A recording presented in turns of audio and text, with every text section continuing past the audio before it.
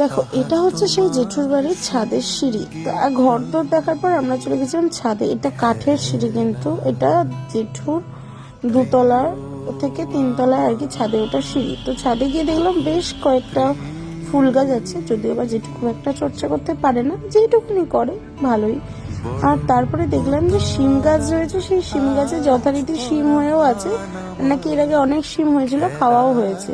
আর এখানে ওলকপি করেছে, ফুলকপি করেছে, আর এই যে দেখো এখানে ওলকপি হয়ে আছে, আর এই যে ছোট ছোট ফুলকপি হয়ে আছে, এগুলো আর বড় হয়নি, জলের অভাবে বোঝাই যাচ্ছে। তারপর নিচে এসে আমরা খেতে বসলাম, কত কিছু, ভাত ডাল, সজনে ফুল আলু ভাজা, পার্শে মাছের ঝাল, ট্যাংরা মাছের ঝাল, আরো কত কিছু, মানে কি বলবো, কত রকমের রান্না।